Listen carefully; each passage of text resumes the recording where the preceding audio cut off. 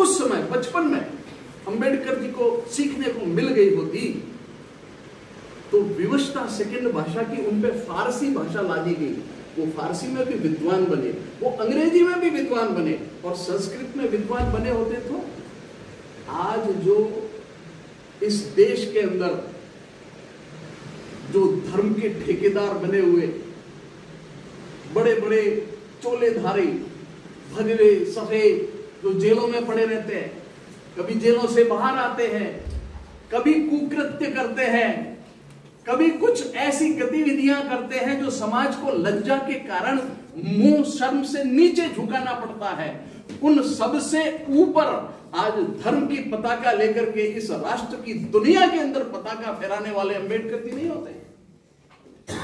लेकिन इस देश ने चूक गया, इस देश की विपरीत परिस्थितियां, इस देश की संकुचित मानसिकता, धर्म के ठेकेदारों की संकुचित मानसिकता ने उस महान व्यक्ति को संस्कृत से वंचित नहीं किया, इस देश को उम्दा संस्कृति देने से वंचित कर दिया। अपराधी थे वो लोग। कल्पना करो, आज महावीर जयंती है, महावीर तो राजपुरुष थे, राजकुमार थे नहीं थे, और उस परिवेश में उन्होंने क्रांति की, घर को छोड़ दिया। बाबा साहब के पास तो कुछ नहीं था, एक गरीबी थी, एक जलालत थी।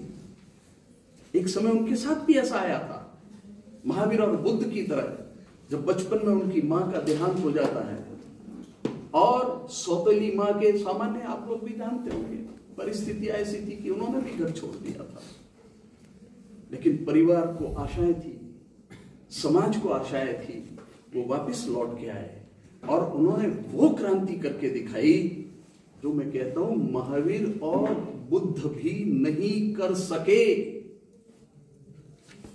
जो क्रांति बाबा साहब ने की, कुछ नहीं था उसमें से की, उनके पास तो सब कुछ था। गौतम बुद्ध के पास क्या कमी थी? वो भी राजपुरुष थे, दोनों राजपुरुष थे और कर पाए, क्योंकि राजकुमार अगर मैदान में आता है तो जनता सम्मान से उसके सामने देखती है। और एक व्यक्ति जिसको 2 समय की रोटी नहीं मिलती है,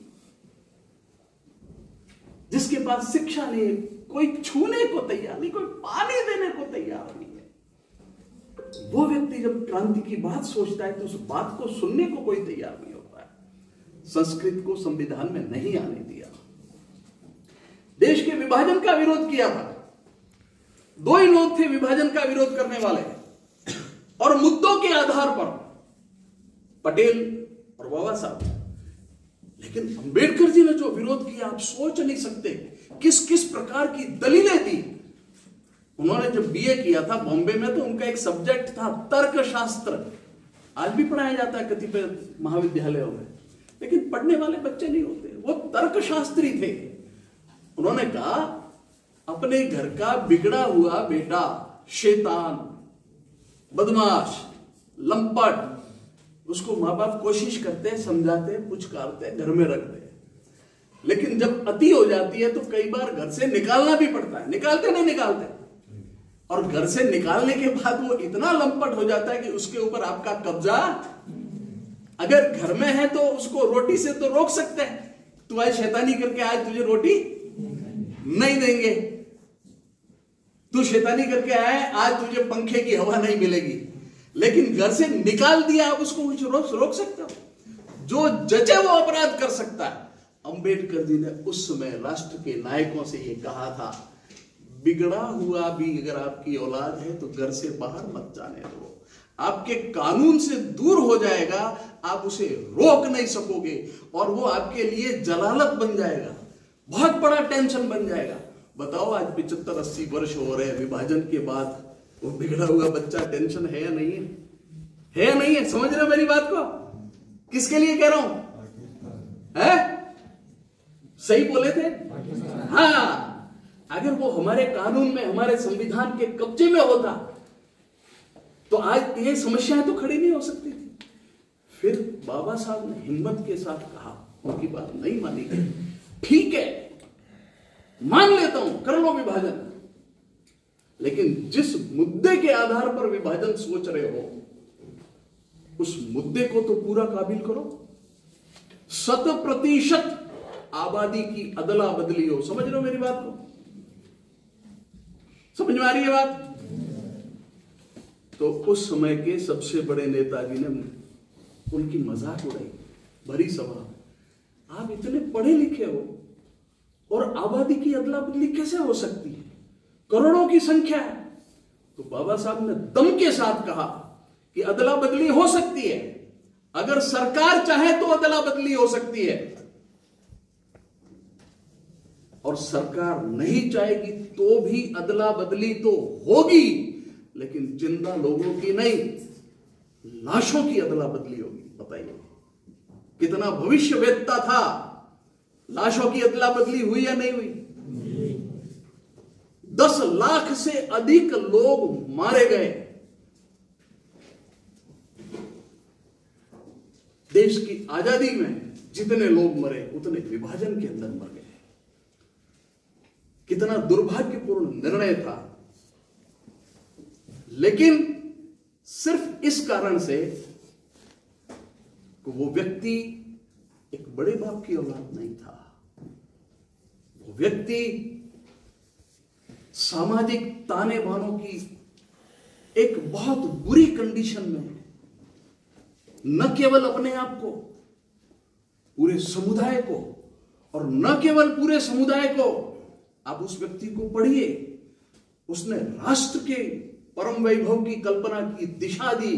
लोगों के विरोध के बावजूद उन्होंने जो निर्णय लिए, अगर नहीं लिए होते तो मैं बता सकता हूं कि आज आप इस ढंग से यहां बैठ नहीं सकते थे। उदयपुर की सड़कों पे आप चल नहीं सकते थे। राजस्थान भारत के अंदर सीरिया और बहुत बुरे से बुरी कल्पना नहीं कर सकते वो स्थिति होती अगर दबे कुचले लोगों के लिए अकेला एक व्यक्ति जूझा नहीं होता तो ये भारत छिन्न भिन्न हो गया होता।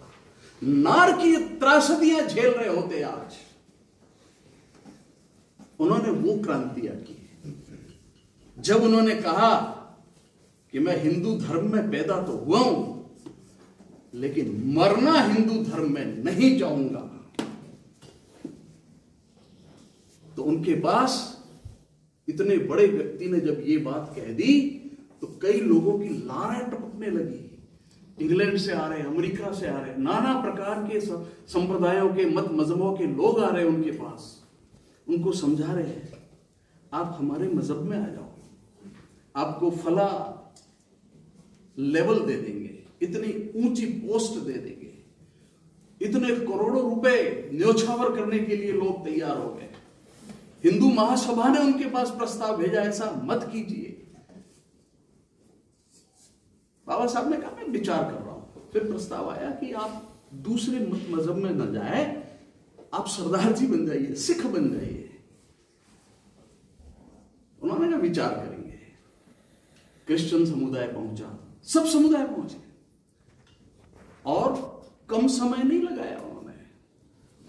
उन्होंने कहा मैंने चेतावनी दी है, अगर समाज संभल जाए, मेरे समुदाय के साथ जिस प्रकार का इस भारत के लोगों के साथ, दबे कुचले लोगों के साथ जो अन्याय, पशुओं से बुरी हालत। अरे यार, गंदगी खाने वाले कुत्ते को गोद में लेके खिला रहे हैं, चुम्मा चाटी कर रहे हैं, आज भी करते नहीं करते। और मनुष्य से नफरत। क्या मनुष्यों के भगवान अलग अलग होते हैं? जीव मात्र का एक परमेश्वर है। इस प्रकार बुरे निर्णयों के साथ, बुरी हरकतों के साथ आप मनुष्य को मनुष्य मानने को तैयार नहीं। कुत्ते को रोटी दे रहे, मनुष्य को रोटी नहीं खाने का अवसर मिल रहा, पढ़ने का अवसर नहीं मिल रहा। 20-25 वर्षों तक जुगाली की उस महामानव ने। कम समय होता है, हम तो तत्काल निर्णय करते हैं। किसी ने हमारे चपट लगाई तो हमने चक्कू ठोक दी। हो रहा है रोज उदयपुर की सड़कों पे, हो रहा है नहीं हो रहा? उसने ईंट मारा, उसने पत्थर मारा, लठ ठोक दी, मर्डर दी। लेकिन उस व्यक्ति ने ऐसी बुरी हालत में, सोचो तो सही, उस व्यक्ति का धैर्य कितना पहाड़ हिमालय जितना महान था। धर्म का पहला लक्षण होता है धीरज, धैर्य, धृति, क्षमा, दमो, अस्तेयम, शौच, इंद्रिय निग्रहम, धीर, विद्या, सत्यम, अक्रोधम, दशकम, धर्म लक्षणम। ये आचरण ही धर्म होते हैं। बाबा साहब ने कहा पूजा पाठ से धर्म का कोई मतलब नहीं। उन्होंने सारे वेद, उपनिषद, दर्शन सब छान मारे। और ऐसा नहीं कि सनातन धर्म के ग्रंथ पढ़े, इस्लाम को भी पढ़ा, ईसाई को भी पढ़ा। ऐसी ऐसी बातें उन्होंने कही कि मैं आप लोगों को बता नहीं सकता, और वो सत्य सिद्ध हो रही है। तब कहीं अब और पूरी दुनिया में लागू हो रही है, न केवल भारत में। उन्होंने कहा ऐसा होगा, हो रहा है। इतना महामानव था, धैर्य से बैठे रहे। देखो सरकार आज सुधर जाए, कल सुधर जाए, क्या सरकार सुधर? बाबा साहब को हरवाने में लगी हुई थी सरकार है। तो संसद में ना आ जाए, आकर के सही बात न कह दे, हमारी पोले न खोल दे। बाबा साहब को लोकसभा के चुनाव में हरवाने के लिए बड़े बड़े लोग लगे, जिनकी जयंतियों पे पूरे पूरे पेज सरकारें छापती थी, लोगों को भ्रमित कर दिया। लेकिन बाबा साहब बहुत धीरज से बैठे रहे, और उस धीरज के काल में उन्होंने क्या क्या काम नहीं किए। शायद नागपुर का प्रकरण है, चैलेंज देकर के अपने समुदाय के 500 लोगों को जनेऊ पहनाया। आप लोगों ने कभी सुना ये घटना, या मंच पे बैठे लोगों ने भी नहीं सुनी होगी। नागपुर में अपने परिचित व्यक्ति के परिसर के अंदर महार समुदाय के 500 लोगों को जनेऊ पहनाया। जनेऊ किसी का बपौती नहीं है, यह शिक्षा का सूत्र है, यह ईश्वर को जानने की एक जिजीविषा का सूत्र है।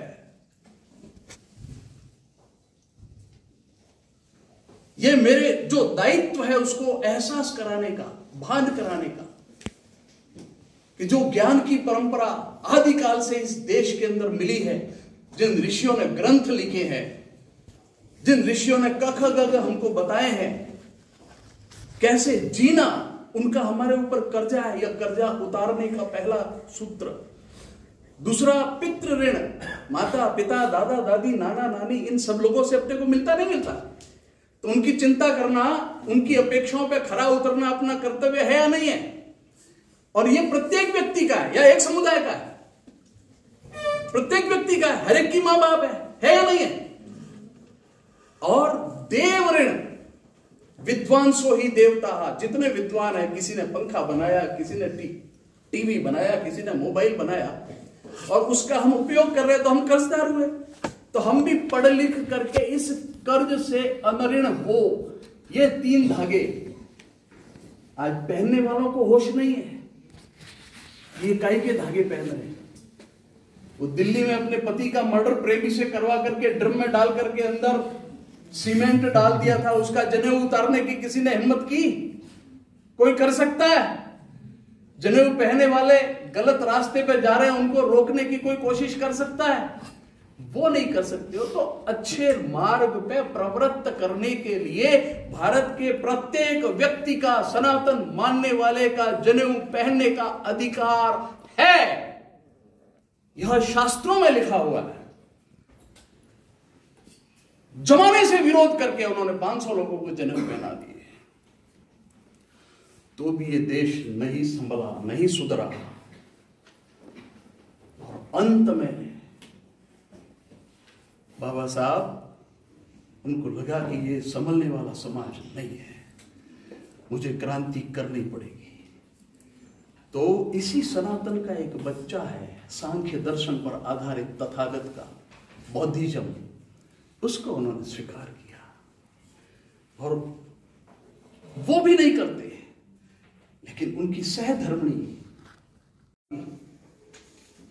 आज वो एक अलग किस्म की मूर्तियां होती है। मैं कल्पना करता हूं वो एक शंकराचार्य की कोटि की मूर्तियां होती हैं, बल्कि उनसे भी श्रेष्ठ व्यक्ति, समाज उद्धारक व्यक्तित्व, जिसने जमाने को असतो मा सद्गमय, तमसो मा ज्योतिर्गमय, मृत्यो मा मृतम गमय। जिसने अमृत दिया सा विद्या या विमुक्त। विद्या किसको कहते हैं? कोई बता सकता है? विद्या उसको कहते हैं जो बंधनों से मुक्त कर रहे हैं। किसको कहते हैं? दुखों से मुक्त करे उसको विद्या कहते हैं, कष्टों से मुक्त करे उसको विद्या कहते हैं, अंधकार से प्रकाश में ले जाए उसको विद्या कहते हैं। ऐसा व्यक्तित्व था। उसको महापुरुष भी क्या कहे, उसको देवता कोटि का व्यक्तित्व था। तो जब पहली पत्नी का देहावसान हो गया तो अंतिम 10 साल बीमार थे और एक अस्पताल में चिकित्सा के लिए जाते थे।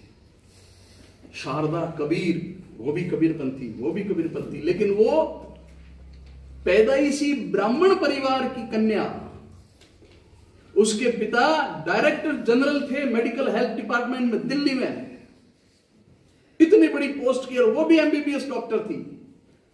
और उन दोनों के बीच में बातचीत हुई कि यार ये महापुरुष, उस कन्या ने एक बीमार आदमी का साथ करना स्वीकार किया और वो शारदा से सविता अंबेडकर बन गई। और उसने देखा कि कितनी त्रासदी झेल रहा है यह व्यक्ति, यह महापुरुष कितने संकटों से आजीज हो रहा है। उन्होंने कहा कि अब तो आप बौद्धिज्म स्वीकार करो,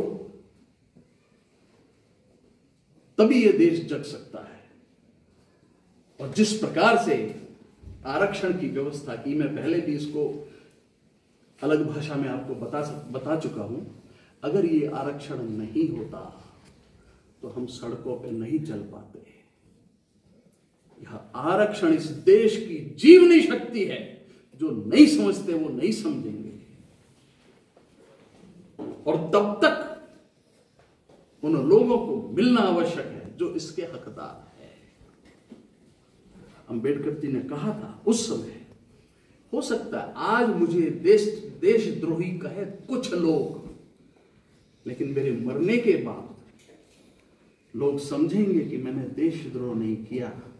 इस देश को जीने की शक्ति दी है, जीवनी शक्ति, जो संजीवनी बूटी हनुमान जी लंका से लाते।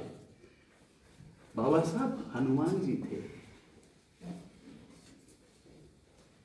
कुछ लोग थे जो वक्त के सांचे में ढल गए,